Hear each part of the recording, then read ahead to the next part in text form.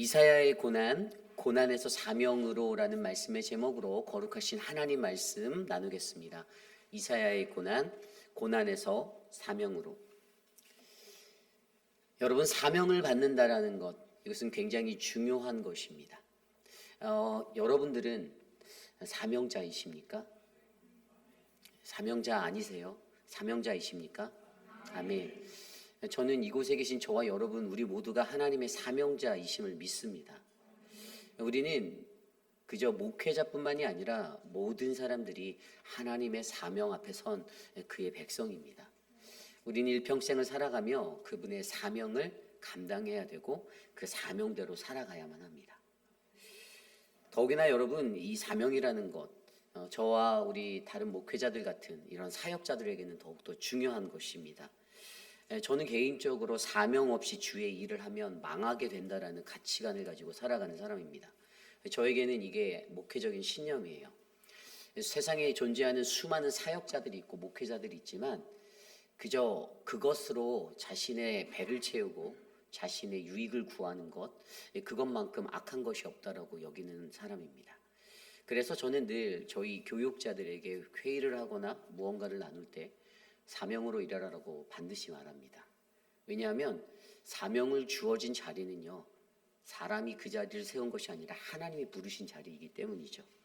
그래서 여러분, 저는요, 저와 여러분 우리 모두가 진정한 사명자가 되어 하나님 앞에서 그 길을 걸어가는 아름다운 인생이 되기를 원합니다.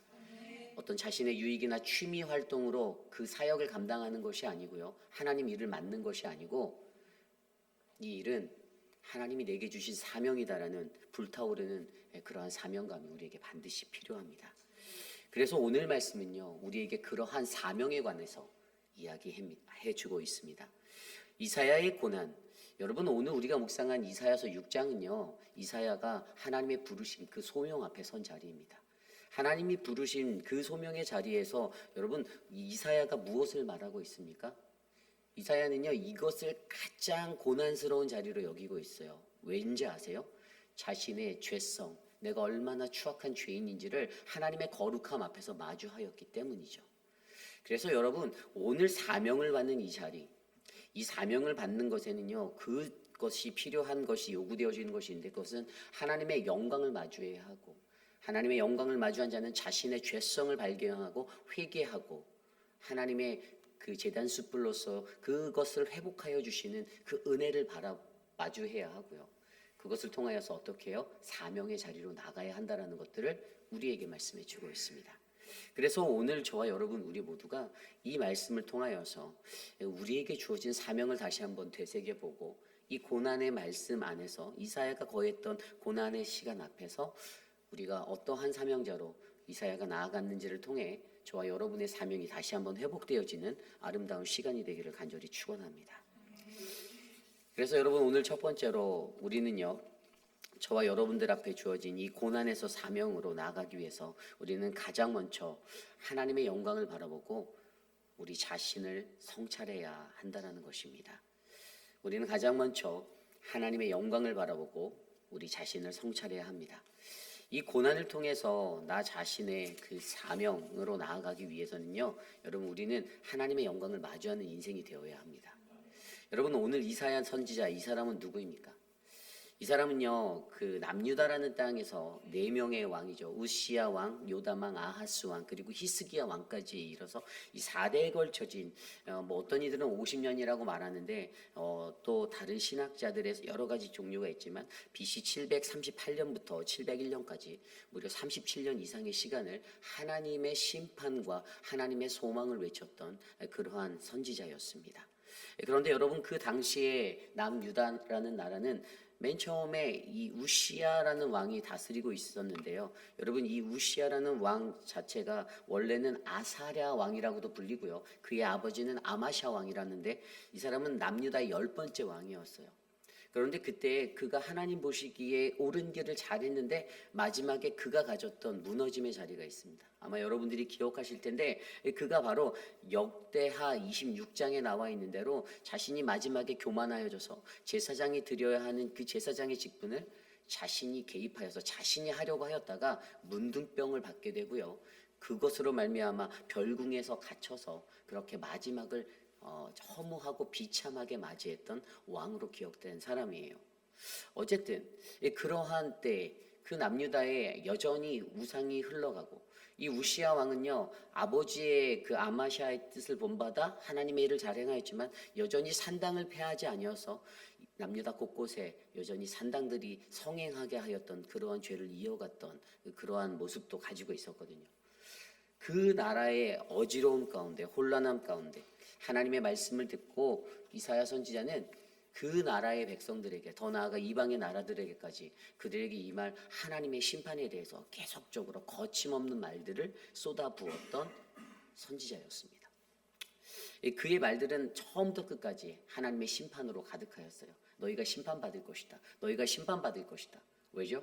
여전히 그들 안에 죄라는 그 죄악의 자리가 존재하고 있었기 때문이죠. 그래서 여러분, 오늘요 이 이사야가 전해했던 이 심판의 메시지 가운데 오늘 말씀 1절은 이렇게 시작하고 있었습니다. 우시야 왕이 죽던 해에 내가 본즉 주께서 높이 들린 보좌에 앉으셨는데 그의 옷자락은 성전에 가득하였고, 2절입니다. 스랍들이 모시고 섰는데 각기 6날개가 있어 그 둘로는 자기 얼굴을 가리었고 그 둘로는 자기 발을 가리었고 그 둘로는 날며, 3절 서로 불러 이르되 거룩하다 거룩하다 만군의 여호와여 그의 영광이 온 땅에 충만하더라. 아멘. 하나님의 말씀으로 그 백성들 앞에 심판을 전해야 하는 사명을 받아야 했던 그가 오늘 하나님의 성전에서, 거룩한 주의 존전에서, 그 예배의 자리에서 하나님의 영광을 마주하는 그 장면을 우리에게 보여주고 있습니다. 가장 먼저 우시야 왕이 죽던 해에 내가 본직이라고 표현된 이 자리, 그가 보았던 것이 무엇입니까? 그 뒤에 나와 있었던 그의 주께서 높이 들린 보좌에 계셨던 것, 앉아 계셨던 것, 그리고 그의 옷자락이 성전에 가득하였고 천사들이 그를 모시고 섰는데 그 천사들이 6날개를 가지고 있는데 2개는 눈을 가리고 2개는 발을 가리고 2개로 날개짓을 하며 그분을 애워싸고 있는 광경들, 그 환상들을 마주하는 것. 그래서 서로가 서로를 불러가며 뭐라고요? 거룩하다, 거룩하다, 거룩하다.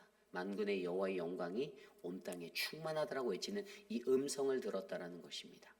오늘 그가 이 환상을 마주하는데 여러분, 하나님의 환상을 마주한 자, 그에게 어떠한 일들이 떠올리게 됩니까? 그것이 바로 아까 말씀드린 대로 자신의 죄성, 나의 연약함, 나의 부족함이 떠오르게 된다라는 것이에요. 그런데 가장 먼저 우시야 왕의 이야기를 거론했던 이유가 있겠죠. 앞서 설명드린 대로 이 우시야 왕이 가졌던 그의 교만함. 근데요, 이것을 왜 그가 언급했냐면 그 말씀의 역대하 26장에 보면요, 이 우시야 왕이 왕의 나라의 일을 다스릴 때 이 이사야 선지자가 그의 옆에서 서기관의 역할을 하였다라고 기록하고 있습니다. 그러니까 가장 최측근에서 그의 모습을 바라보고 기록하였던, 왕의 일거수일투족을 너무나도 잘 알고 있었던 사람이었던 거예요. 그리고 더 나아가서 이제 뭐 탈무드 같은 이야기에서도 나와요. 이사야가 그의 사촌이다. 그러니까 아들의 조카다, 뭐 사촌 아들의 조카다, 이렇게 가까운 지간이라고 설명을 한 그러한 글도 있어요. 그러니까 이 이사야 스스로가 가지고 있었던 모습은요, 이 우시야 왕과 매우 친밀한 관계에 있었고 그를 가까이서 보았는데 그가 왕정을 행하며 하나님의 뜻을 펼치고 또 때로는 무너져서 하나님의 일들을 감당하지 못했던 교만에 섰던 것까지 다 바라본 그가, 그의 인생의 말년에 그가 문둥병이 걸려 신음하고 고통하는 것까지도 다 목도하였던 그가 고백한 것이 바로 하나님의 영광을 마주하니 가장 먼저 떠올랐던 것은 우시야 왕의 삶의 모습이 자신의 마음 가운데 채워졌다라는 것이죠. 그래서 그 스스로도 어떤 생각을 합니까? 내가 하나님의 사명자로 부르심을 받는데 나의 모습이 합당하지 못하다라는 것들이 떠오르는 거예요. 하나님의 거룩함을 바라보고 하나님의 거룩함으로 가득 찬 성전의 그 영광을 바라보니 내가 한이 없이 작아지고 그 앞에서 나의 실제적인 나의 현존하는 나의 모습을 비추어 바라보게 되었다라는 것입니다. 그래서 그가 뭐라고 고백합니까? 5절입니다. 그때 내가 말하도다 화로다 나여 망하게 되었도다. 나는 입술이 부정한 사람이요 나는 입술이 부정한 백성 중에 거주하며 만군의 여호와이신 왕을 배웠음이로다 하였더라. 아멘. 그 영광을 마주한 이사야 선지자의 고백은요, 내가 망했다라고 선포합니다. 하나님의 영광 가운데 기쁨을 주체하고 막 터져 나오는 탄성과 어떠한 영광의 임재함의 감격을 누려야 될 것 같은데 그의 입에서 가장 먼저 쏟아진 것은요, 나는 망했구나, 나는 끝이구나. 그러면서 지목한 것이 무엇이죠? 내 입술을 지목합니다. 나의 입술이 부정한 사람이다. 나의 입술이 부정한 백성이다. 앞서 설명드린 대로 그가 서기관의 일을 감당했다고 했잖아요. 글을 얼마나 잘 썼겠어요. 조리 있게 글 쓰는 법, 말하는 법 그에게 다 갖춰져 있었을 것이에요. 그리고 하나님께서 37년에서 50년까지의 그 모든 인생을 예언자로 삼아 주셨잖아요. 하나님의 말씀을 얼마나 조리 있게 담대하게 선포했었을까요? 말주변이 뛰어났을 거라고 저는 생각해요. 그런데 그가 스스로 생각하는 것이 내 입술이 부정하다라는 것이에요. 하나님의 말씀을 전해야 하는 내가 내 입술의 연약함이 자신에게 느껴진다라는 거예요. 자신이 하나님의 말씀을 선포하면서도 자기 스스로가 하나님의 대변자라는 것들을 알면서 선포했던 그 말들이 때로는 나의 부정한 입술로서 적합하고 순결한 모습으로 선포되지 않았다라는 것들까지도 느껴졌을 거예요. 그래서 그 스스로가 고백하는 것이 화로다, 내가 망하게 되었다. 내 입술의 부정함 때문에 내가 망하게 되었다라고 고백하는 것입니다. 여러분, 이것이 중요합니다. 저와 여러분이 하나님의 영광을 마주한다면 그것이 예배의 자리든 우리의 삶의 어떠한 자리든지 우리가 하나님의 영광을 반드시 마주하게 되었다면 저와 여러분들은 그 하나님의 영광 앞에 가장 먼저 내 입술의 부정함, 나의 연약함, 나의 죄성들을 마주하시고 회개하셔야만 합니다. 우리가 수도 없이 예배를 드리고 수도 없이 하나님의 영광을 구한다라고 말하면서도 내가 하나님의 영광을 구하고 내가 하나님 그 영광 내가 만나기 원합니다라고 말하면서도 우리에게 보여주는 그 하나님의 영광 앞에서 나 자신의 죄성을 바라보지 못한 채 그저 그 시간을 보낸다라면 우리는 그 다음 단계인 사명의 자리로 나갈 수가 없는 거예요. 그렇기 때문에 저와 여러분 오늘 이 자리에 계신 우리 모두가 하나님의 영광의 임재하심을 마주하고 경험할 때 우리의 부정함을 낱낱이 주님께 아뢰고 그 부정함을 씻어주시길 바라는 하나님의 긍휼하심을 구하는 그 아름다운 죄고백이 넘쳐나기를 간절히 축원합니다. 그래서 여러분, 저와 여러분 우리들이 우리의 일상 속에서 이사야처럼 내가 이러한 죄고백, 어떠한 죄고백을 해야 하는가라는 이 고민을 하는 것은 참으로 가치 있는 생각이다라고 저는 믿습니다. 하나님의 영광을 바라보고 말씀의 은혜를 느끼고 예배의 그 희열을 느끼는 자리에서 나는 어떠한 죄의 모습을 가졌었지? 내가 어떠한 죄를 하나님께 고백해야 하는가라는 그것들을 하나님 앞에 고백하면 저와 여러분은 하나님 앞에 진실한 응답으로 구원으로 가는 그 길을 우리가 발견하게 될 줄 믿습니다. 그래서 여러분 오늘요 이 이사야가 마주하였던 고난은요 하나님의 거룩하심 앞에서 나의 죄성을 바라보며 화로다 내가 망하게 되었다라고 고백하는 그 고난이에요. 조금 다른 고난이잖아요. 우리가 일상적으로 고난하면 내가 육체적으로 정신적으로 고통받는 거, 내가 좀 세상에서 살 때 잘 살고 잘 어떤 걸 하려고 하는데 나를 불가피하게 억누르는 것 같은 것들을 우리가 고난이다라고 말하는데 오늘 이사야가 고백하고 있는 고난은요 나 자신의 죄 때문에 나의 죄인됨을 인정하여서 그것들 앞에서 무너지고 애탄해하고 슬퍼하고 한탄해하는 그 가슴 아픔의 현상이라는 것이에요. 그러므로 우리가 그저 겸손히 나의 죄인됨을 인정하고 스스로 망하게 되었다라고 말한다면 저는 아름다운 이 자기 성찰의 모습을 통해 우리가 하나님의 영광을 더 깊이 있게 마주하게 될 줄 믿습니다. 그런데 그렇게 고백할 때 하나님이 주시는 영광의 은혜가 무엇이죠? 저는 이것이 자기 성찰이다라고 느껴져요. 자기 성찰. 하나님께서 천군 천사를 보내셔서요. 어떻게 해요? 그때 수랍 중에 하나가 6절과 7절입니다. 수랍 중에 하나가 부젓가락으로 제단에서 집은 바 핀 숯을 손에 가지고 내게로 날아와서 그것을 내 입술에 대며 이르되 보라 이것이 내 입에 닿았으니 내 악이 제하여졌고 내 죄가 사하여졌느니라. 아멘. 우리가 회개할 때 하나님이 반드시 우리의 죄를 희게 하실 줄 믿습니다. 깨끗이 하실 줄 믿어요. 여러분 제단 숯불의 것을 가져다가 입에 댔다는 얼마나 뜨거웠을까요? 그죠? 그 고통이 느껴지십니까? 그 입을 지진 거잖아요. 무슨 죄인도 아니고 막 이렇게 지지는 거예요. 그런데 그 자리가 어떠한 자리가 됩니까? 이 고통스러운 일로 통해서 우리에게는 하나님의 사명을 감당할 수 있는 자로서의 깨끗한 그 죄 사함의 은총을 받았다라는 것이에요. 그러니까 반드시 회개함이 있어야 된다는 것이에요. 이 회개함의 은총을 통해서 여러분, 세상에 수많은 사람들이요 자기 성찰을 위해서 살아갑니다. 이 도를 따르는 사람들 산속에 들어가서 자기 성찰한다라고요. 속세의 모든 것을 끊어놓으라, 은둔자, 그런 생활을 하면서 자기 성찰을 한다라고 해요. 그리고 수많은 성인들, 불교 같은 그런 곳에서도 자기 성찰을 늘 내세워요. 그래서 내공을 키운다며 그들은 그 불경을 외우면서 하루에도 수만 번씩 그렇게 하나님이 아닌 다른 신 앞에서 자신들의 내성을 키우고 살아갑니다. 그런데 여러분, 저는 수많은 세상의 그런 허다한 종교, 허다한 것들보다 우리가 믿는 이 기독교 안에서 우리에게 주시는 자기 성찰의 최고의 방법을 하나님이 우리에게 알려주셨잖아요. 그게 뭐죠? 회개예요, 회개. 앞서 설명드린 그 회개예요. 우린 이미 그 방법을 너무나도 잘 알고 있어요. 우리가 회개하면 깨끗게 될 것이고 우리가 그 모든 것의 죄사함을 받을 것을 우리는 이미 알고 그분의 선언으로, 우리의 말씀으로 이미 알고 있습니다. 그런데 문제는 우리가 그 속에서도 진정한 회개가 일어나지 않는 거예요. 입술로서 그냥 가볍게 하나님 잘못했습니다, 다시는 안 그럴게요 하면서도 돌아보십시오. 얼마 지나지 않아 우리는 원점에서 똑같이 내 입술의 범죄함으로, 내 마음의 범죄함으로, 똑같은 나의 삶에 배겨진 내 습관적인 죄의 범죄함들 가운데 우리는 놓이고 있다는 것이에요. 그러므로 여러분, 저와 여러분들에게 찾아온 이 하나님의 은총을 경험하기 위해서 우리가 회개하고 하나님의 은총, 그 은혜로 말미암아 내가 다시 한번 하나님 앞에 일어나 이 사명자의 길을 걸어갈 것들을 확신하시기를 부탁드립니다. 여러분들은 하나님의 사람으로 선택받은 분들입니다.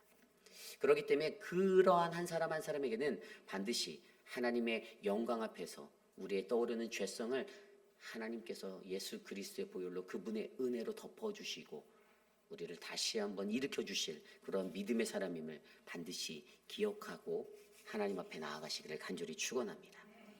그렇습니다. 구약의 시대 때는요, 하나님의 영광을 바라보면 죽는다라고 수많은 사람들이 인정하고 살았습니다.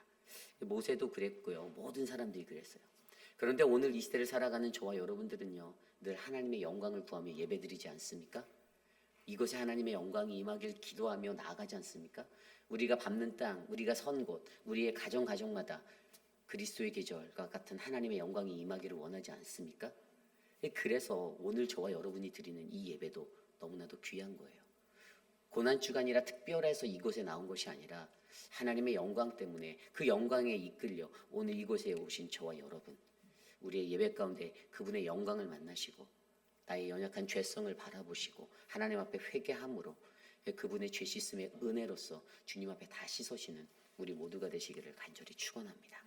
이것이 오늘 말씀의 첫 번째 말씀, 고난에서 소명으로 저와 여러분들 하나님의 영광 앞에서 하나님의 영광을 바라보고 우리 자신의 죄 가운데 우리 자신을 성찰하시는 우리 모두가 되시기를 간절히 축원합니다.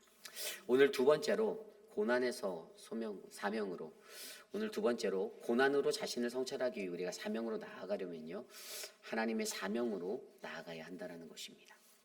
하나님의 사명으로 나아가는 것, 오늘 말씀 8절에서는요 그렇게 회개를 통하여서 자신을 성찰시켜서 깨끗함을 입은 이사야에게 하나님께서 다시 사명을 불어넣어 주시고 계십니다. 내가 또 주의 목소리를 들으니 주께서 이르시되 내가 누구를 보내며 누가 우리를 위하여 갈고 하시니 그때 내가 이르되 내가 여기 있나이다 나를 보내소서 하였더니. 아멘. 여러분, 이 구절이요 수많은 교회들이 선교 갈 때 많이 외쳤던 구절 아닙니까? 근데 여러분, 이 구절에 관한 해석 전에도 해드렸지만 이 구절을 잘못 이해해서 잘못 해석할 때가 너무 많잖아요. 아시죠? 주여 내가 여기 있나이다 나를 보내소서, 제가 가겠습니다 하는 이게 사실 오늘 이거를 선교 갈 때 써먹는데요, 오늘 이사야가 들고 갔던 사명은 어떤 거죠? 오늘 우리가 읽지는 않았지만 이 뒤에 말씀에 보면요 그들에게 이렇게 사명을 선포하라고 말씀하세요. 9절부터 11절이에요. 여호와께서 이르시되 가서 이 백성에게 이르시되 너희가 듣기는 들어도 깨닫지 못할 것이고 보기는 보아도 알지 못하리라 하여 이 백성의 마음이 둔하게 하며 그들의 귀가 막히고 그들의 눈이 감기게 하라. 염려하건대 그들이 눈으로 보고 듣고 귀로 듣고 마음으로 깨달아 다시 돌아와 고침을 받을까 하노라 하시기를. 아멘. 이사야에게 선포하라고, 심판의 강력한 메시지를 선포하라고 하는데 그들의 마음이 둔하게 하고 그들의 귀가 막히고 이렇게 하라는 거예요.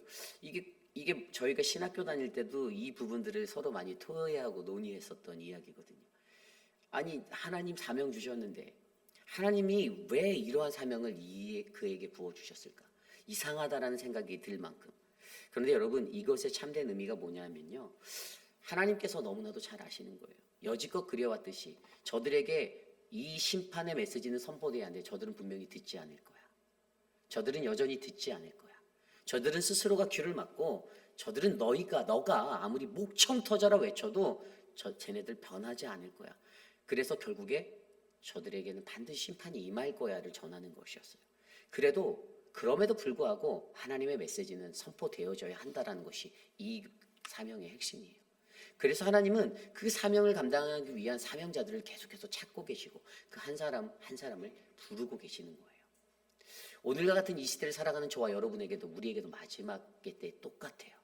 마지막 때를 살아가는 우리에게도 세상 사람들은요, 세상에 수많은 교회가 있고 수많은 메신저가 있고 수많은 하나님의 프리처들이 있다 할지라도 그 메시지를 듣고 그 말씀에 민감하게 반응하는 사람들은 들을 귀 있는 자들을 들을지어다라는 소수의 사람들이라는 것이에요.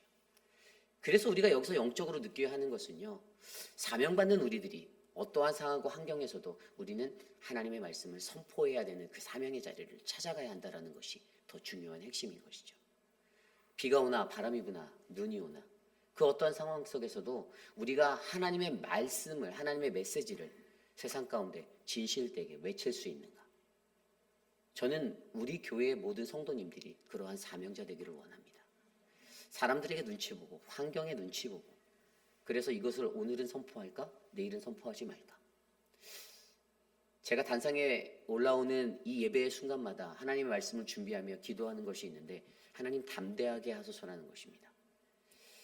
제가 이렇게 사람들과 아이 컨택을 하고 눈을 맞추다 누군가를 보면 내가 이 말씀은 하지 말아야지라는 생각이 문득 떠오를 때가 있어요. 그런데 그 모든 것보다 하나님이 내게 주신 성령에 의해서 그 인도하심에 따라 하나님의 말씀을 말씀대로 선포하는 것, 저는 이것이 사명자로서 이사야에게도 동일하게 부어지는 그런 은혜라고 보랍니다. 이사야는 알았어요. 그가 50년을 선포해도 그들이 안 바뀔 거라는 거. 이사야는 알았어요. 그들이 50년을 선포해도 저들은 바벨론의 포로로 끌려갈 것이라는 거. 이사야는 알았어요. 이 남유다는 멸망할 것이라는 거. 그렇기 때문에 어떠한 상황 속에서도 하나님은요, 우리를 성찰한 그 자아의 성찰의 자리에서 하나님의 그 은혜로서 만져주신 그 자리에서 사명자로 불러주셨으면 우리들에게 변함없는 하나님을 향한 하나님의 메시지가 선포되어져야 한다는 것을 믿으시기 바랍니다. 그런데 여러분, 그게 끝이 아니죠. 거기까지만 선포되어지면 정말 성경이 재미없고 하나님이 시시한 분이세요. 그런데 하나님이 미라클하고 하나님이 능력의 주가 되시는 것은 오늘 6장 말씀의 마지막 구절 13절 말씀 때문이에요. 12절 3절 여호와께서 사람들을 멀리 옮기셔서 이 땅 가운데서 황폐한 곳이 많을 때까지. 이사야가 질문했거든요. 언제까지입니까? 언제까지 내가 이거 선포해야 돼요? 이 말도 안 되는 말을 내가 언제까지 외쳐야 됩니까? 이 땅 가운데 황폐한 곳이 많을 때, 결국에 심판받을 때까지거든요. 그때까지 네가 선포하면 돼. 13절에 말씀하십니다.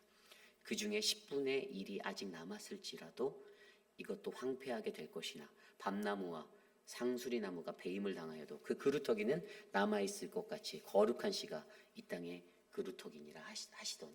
아멘. 이해가십니까? 소망을 주시잖아요. 희망을 주시잖아요.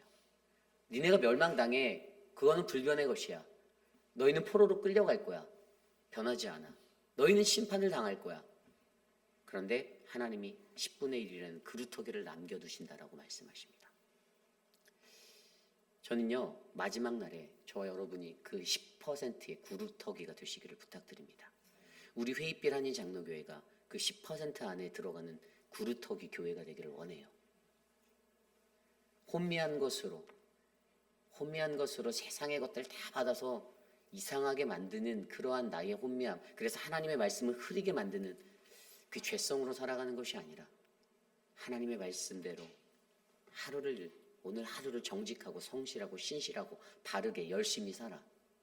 그렇게 살아서 하나님 앞에 진실되게 살아서 사람들 앞에서 진실되게 살아서 예수 믿는 사람은 정말 다르구나.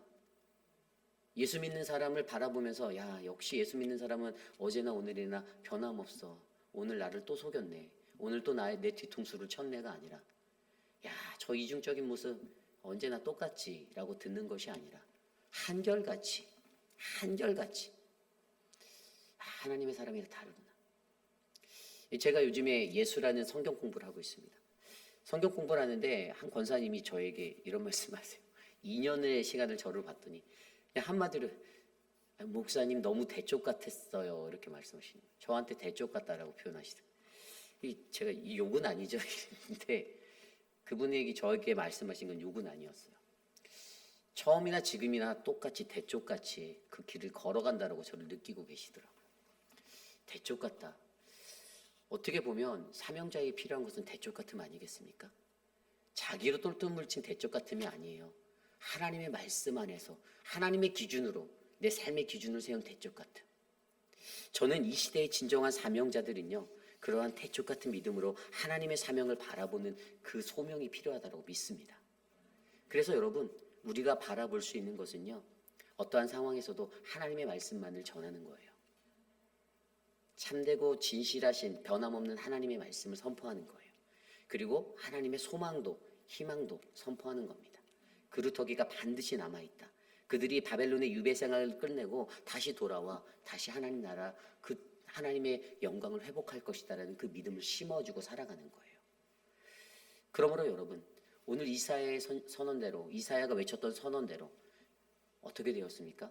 후에 예수 그리스도라는 메시아가, 이사야가 선포했던 그 메시아가 우리에게 임하시고 이 땅을 회복하기 위해 십자가에 달려 돌아가지 않으셨나요? 저와 여러분, 우리 모두에게 그 은혜가 넘쳐나기를 간절히 축원합니다. 하나님의 진정한 사명자로 살기 원하십니까? 내가 하나님의 무늬만 갖춘 겉모습만 사명자라고 말하는 자가 아니라 진짜 사명자 되기 원하신다면 여러분, 반드시 하나님이 주시는 이 사명 앞에 진실되게 나가시는 우리 모두가 되시기를 간절히 축원합니다. 이제 말씀을 정리해 보고자 합니다.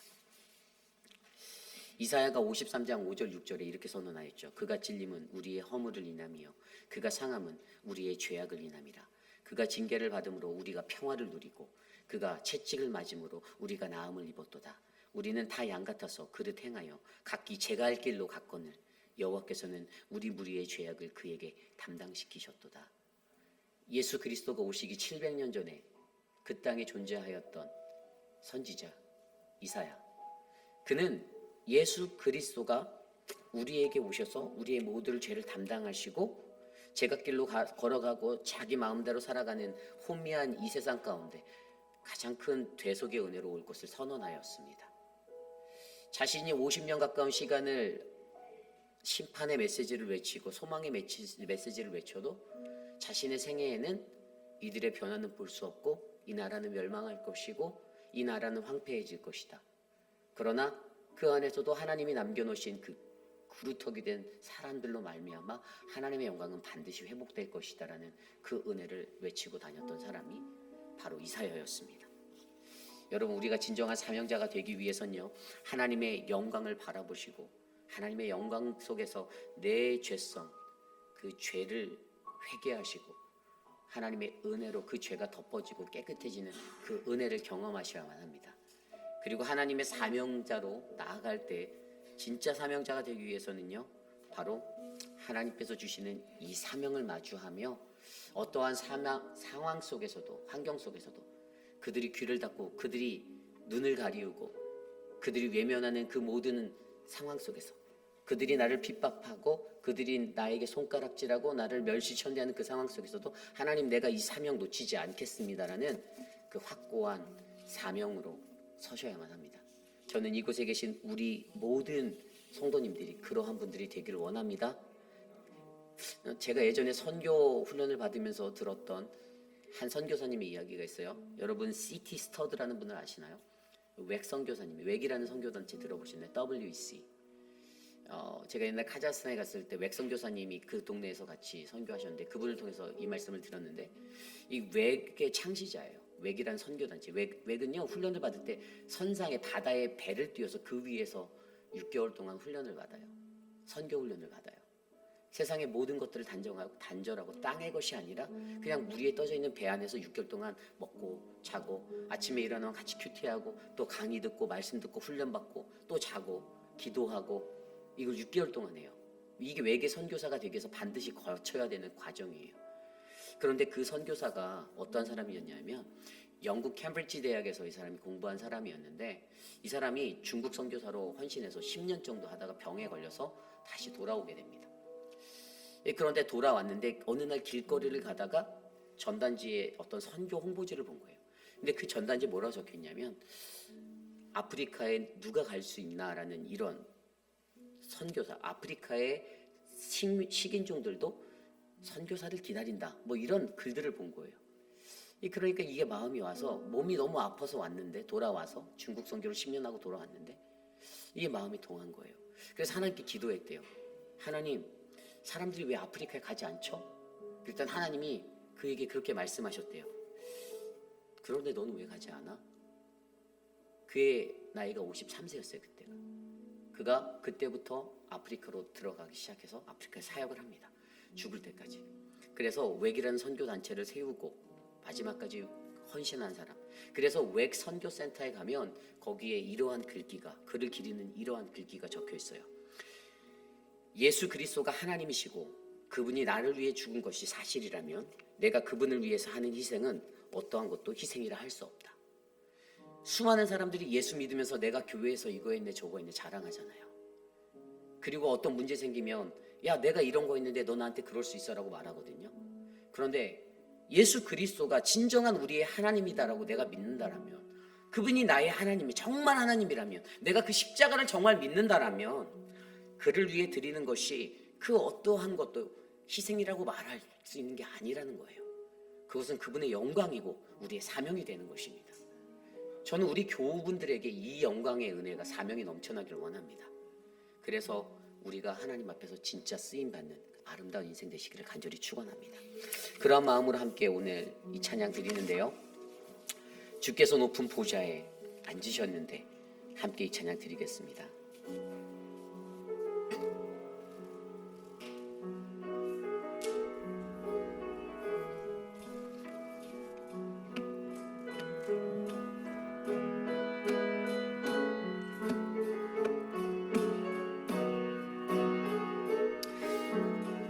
주께서 높은 보좌에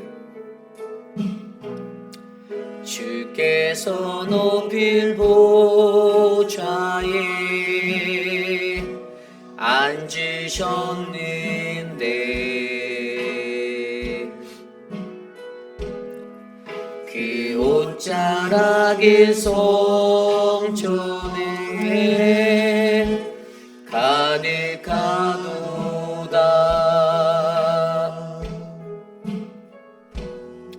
천사들이 모여서 서로 장화하여 외치니 그 소리는 성전에 가득하도다. 거룩하다.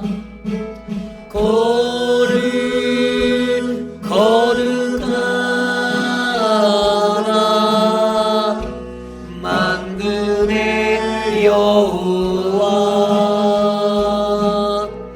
그 영광이 온 땅에 충만하시도다. 주께서 높은 보좌에 주께서 높은 보좌에 앉으셨는데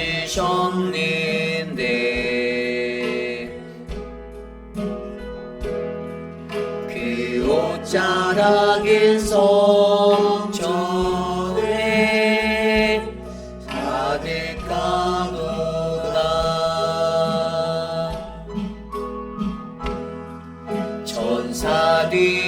모여서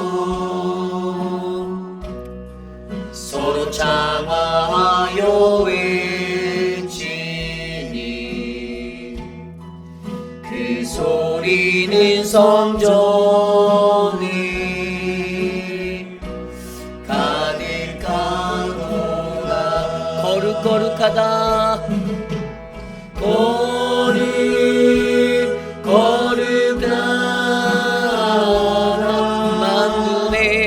만군의 여호와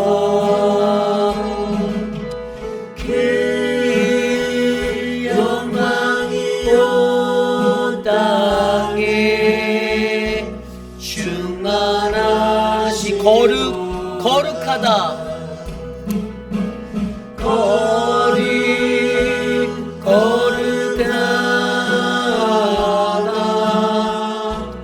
만군의 여호와 그 영광이 온 땅에 충만하시도다.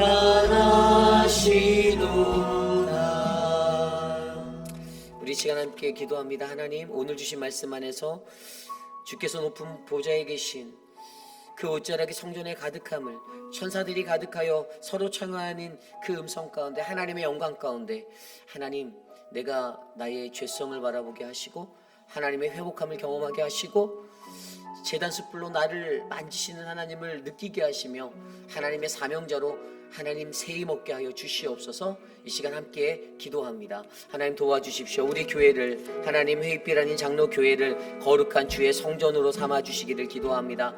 주께서 계신 높은 보좌, 하나님 그 영광의 임재가 있는 곳, 주의 옷가락이 이 성전을 덮고 하나님 선사들이 모여 서로 창화하는 그 은혜가 이 성전에 가득할 수 있도록 도와주시고, 하나님을 예배하는 그 예배의 자리에서 하나님 우리가 나의 죄성을 깨달아 하나님 앞에 자복하며 엎드려지고 하나님 주님 앞에 온전한 믿음으로 구하여 하나님 치유함을 받아 회복되어져서 주의 사명을 받게 하여 주시옵소서.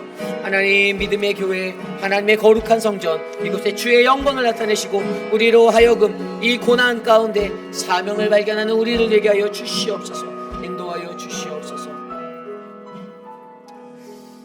참으로 존귀하신 하나님 감사합니다. 하나님, 이사야가 느꼈던 하나님 그 고난, 나의 죄 가운데 고난받는 그 아픔, 하나님 우리 모두가 경험하는 아픔이 되기를 간절히 소망합니다.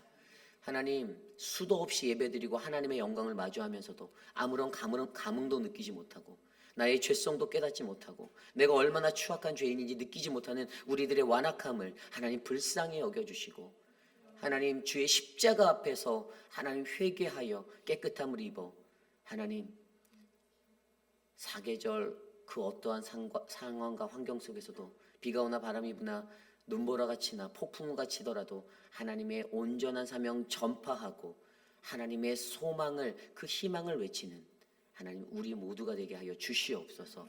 지금은 우리 구주 예수 그리스도의 무한하신 은혜와 그 크신 하나님의 사랑하심과 성령 하나님의 감화감동 교통하심의 역사가 우리로 하여금 아름다운 이 회의빛 아닌 장로교회로 하여금 하나님 이 시대의 사명을 감당할 우리 교회를 하나님 이루기 원합니다.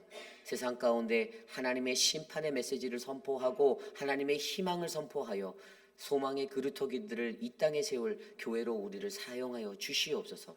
그러한 사명자로 우리를 일으켜 주시옵소서라고 간구하는 사랑하는 우리 회의빛 아닌 장로교 성도님들 한 분 한 분 머리 위에 온 가정과 가족과 자녀들 삶의 터전 위에 지금으로부터 영원토록 함께 하시기를 간절히 축원하옵나이다. 아멘.